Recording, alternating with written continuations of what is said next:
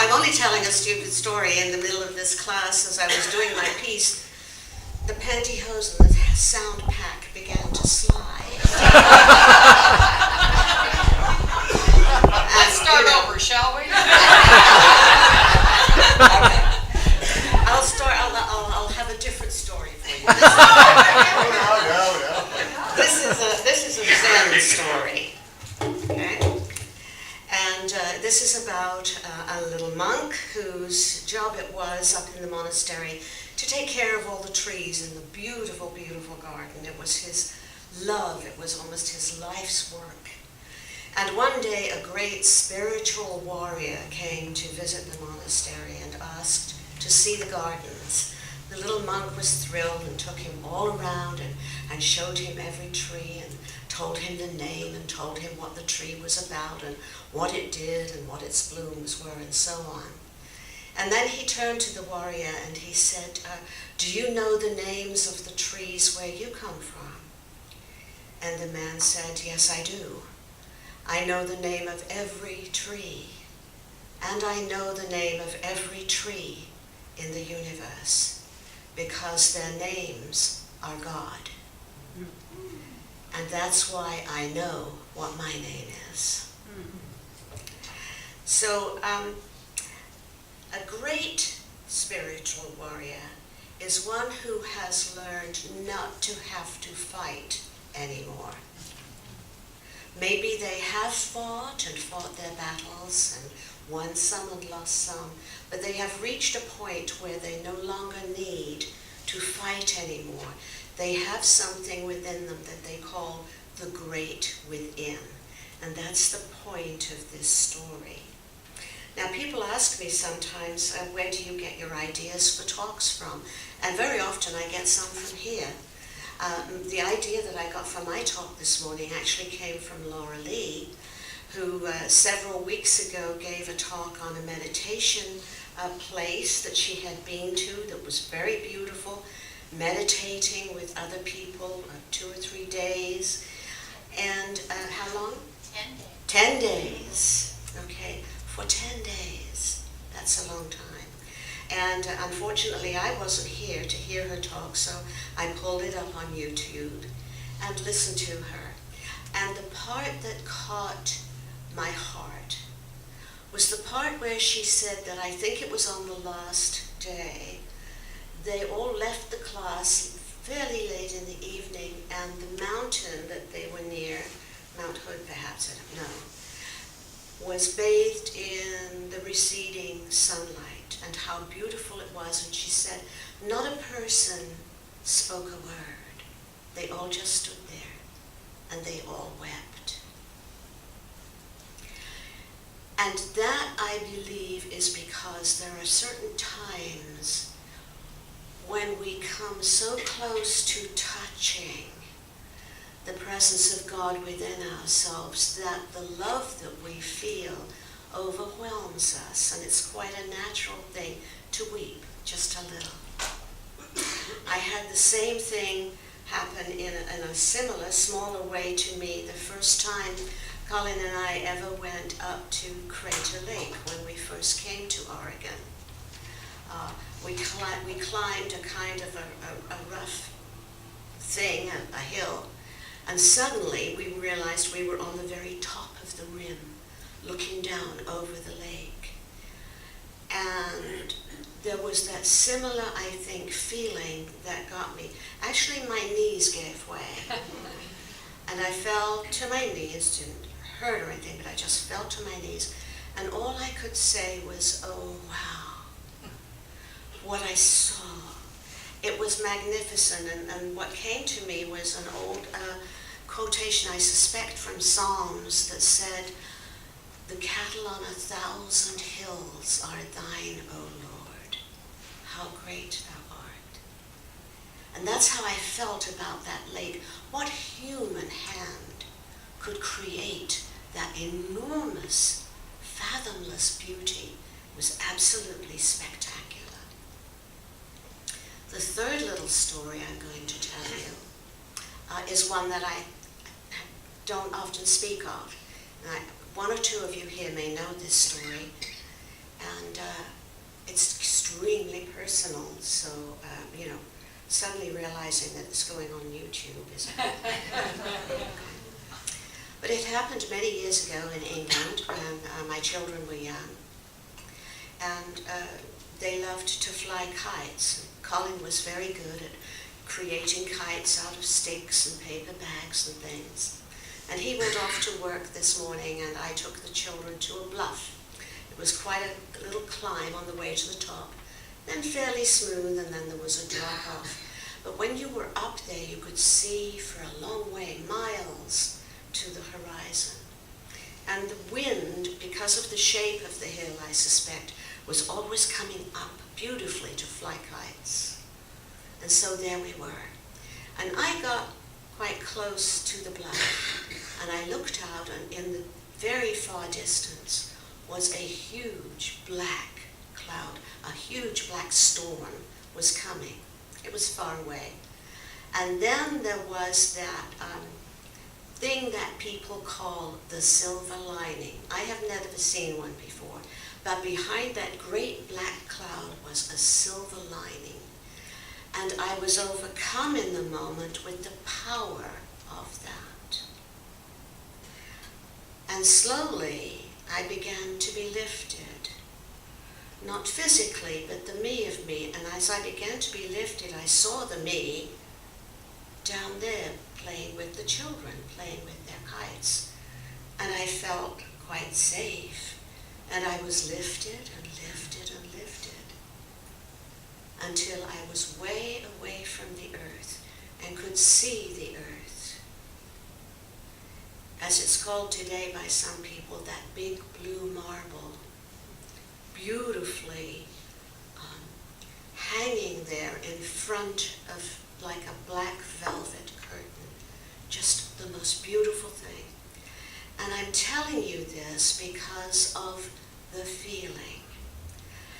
The love that I felt was so intense that I thought maybe I was dying. I could feel that I wasn't breathing. But the love was so powerful that it totally overwhelmed me.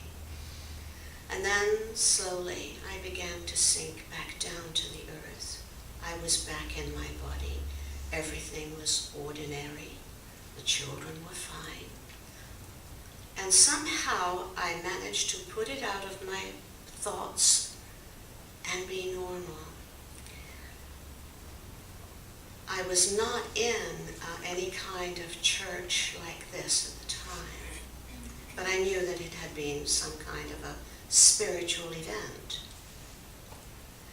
Later on, we came to this country to live, and we'd only been here a short time when there was a space shoot thing. You know, they went up there. And what amazed me, what I didn't realize, was the surprise all of the people around me had, that the earth was blue. Now you have to be as old as me or older to remember, and if you went back and found some very, very old, perhaps children's textbooks or an old encyclopedia, you will see that all of the pictures of the earth were in green. The earth was green. Everyone believed the earth was green from outer space. And I got some strange looks from the people around me because I didn't think. And I said, well, I know that was blue. You know, I didn't tell them I'd been there.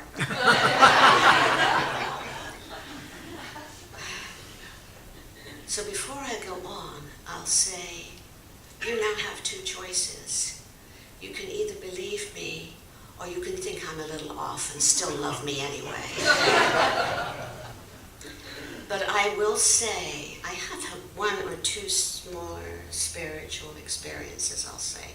But I will say that that was the most powerful thing that has ever happened to me in my lifetime, because I remember the love, the feeling, the love of God, the love of Spirit, so powerful that I would have been quite happy to die.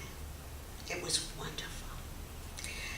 Now those are three things about love: Laura Lee, Crater Lake, and My Big Blue Marble. I want to move in a different direction now. I just learned this the other day, didn't really know this, that the Amish people don't like to have their photographs taken, or they didn't. And this was not because of any thought of voodoo or things like that, but they do not like pictures of themselves to be taken because they say with a flat picture, you're only seeing the outside representation. With a photograph, you do not see the real people. And it was very important to them for people to understand that the Amish people were more than you see on the outside. Walt Whitman wrote a poem many, many years ago, of course, and I think this comes from the Song of Life. He said, "I am not all contained between my hat and my boots." And so I'm coming to this place where I speak to the idea that there is more of me. Now, a gentleman by the name of Christian Larson, I have several of his books, and I suspect he came after Walt Whitman, wrote something about this idea. He said, the idea that there is more of man than what appears on the surface should be constantly impressed upon the mind, to live, think, and act in the realization that there is more of me should be the constant aim of every individual, and this more will constantly develop. When the mind touches the great within, when it lives and thinks, there is more of me, so much more will be found that it cannot be measured. There is so much more of you that it cannot even be measured. Like Laura Lee's mountain, there was more of that mountain. Let's take that idea a little further. Think of that. In my house, I have a lovely stained glass piece, which is about 6 feet tall, and it is of a mountain, just like Laura Lee's. Beautiful snow-capped mountain, and coming down, there are trees, I guess, and hills, and below it there is a lake, and below the lake there is a waterfall, and below the waterfall there is it goes on. My point is, where does the mountain end? Does it end at the bit that you can't see anymore? Does it continue on down below the lake? Does it continue on down to the rocks below? Does it go on down? And does it keep on, and does it connect to the next mountain? And is there a separation anywhere between any mountain? I think not. I think there is only the oneness. Everything is connected to everything. We are more than we know of. We are all connected to one another. Several years ago, Colin and I were invited to a Seder. I know that Reverend Ruth likes to speak occasionally of Jewish celebrations, and this is the wrong time of the year to talk about the Seder, but it fits what I want to talk about. So.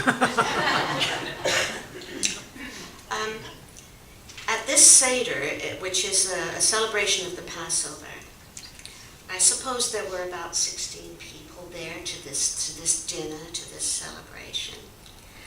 And we were handed something that they called the Haggadah. Actually, the Haggadah is the story of Elijah, but these were little books that were part of the Haggadah, and they told you what you were supposed to do. So you had your little book of rules. It was very helpful.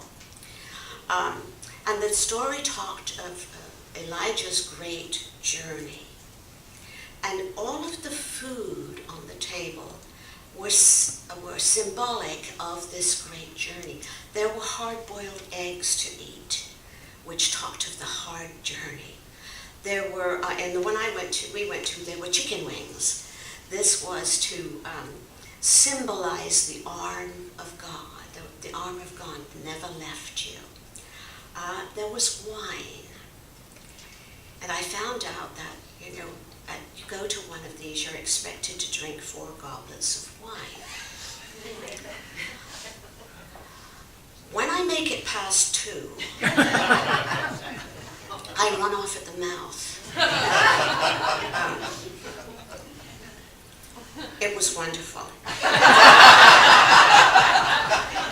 There were bitter herbs, all kinds of bitter herbs, and there was a lot of eating and reading, and everyone had to share and read from this little book, this little Haggadah.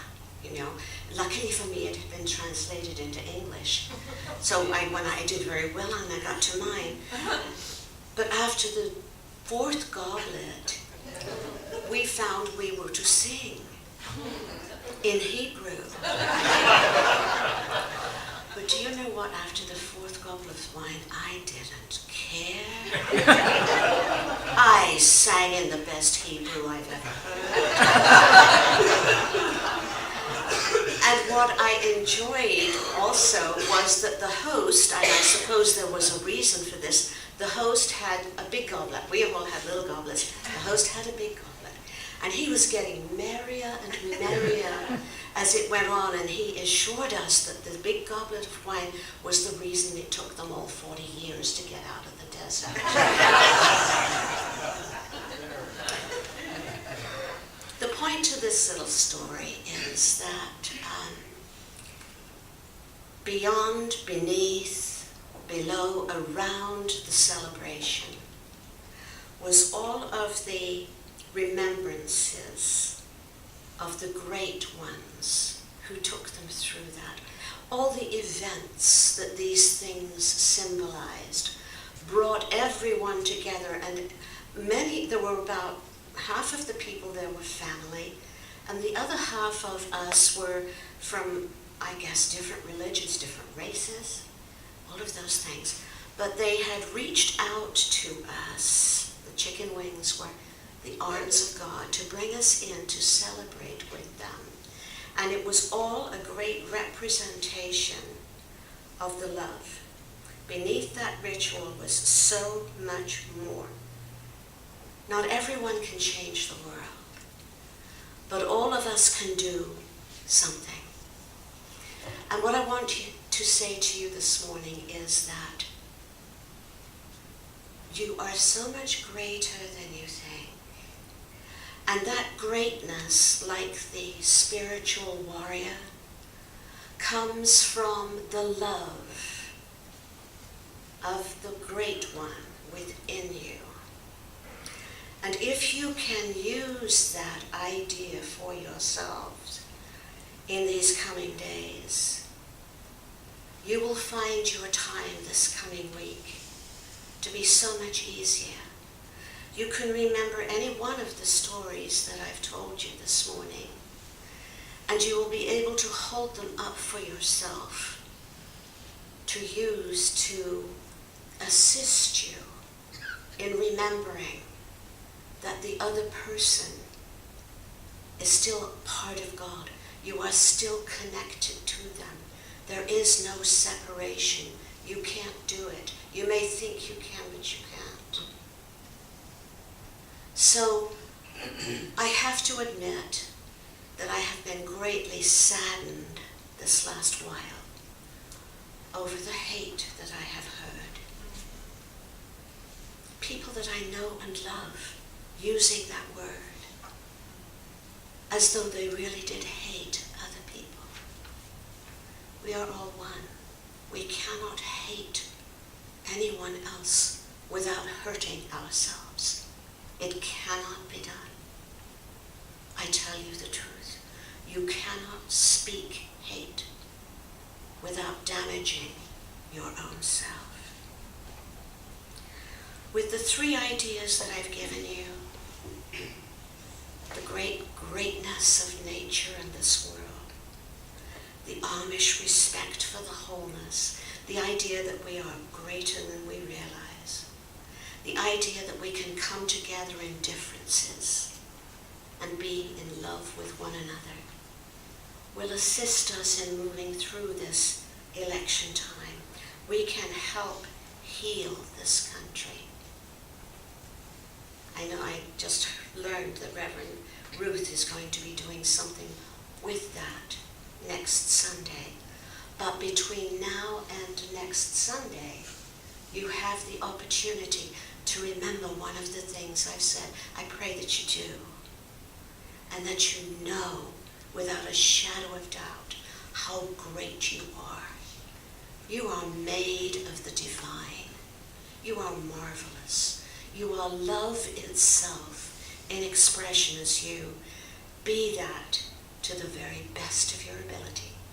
And you will sail through this seeming idea of discord into a world of great love. Yes, it can be, and it already is, marvelous. And so it is. Okay.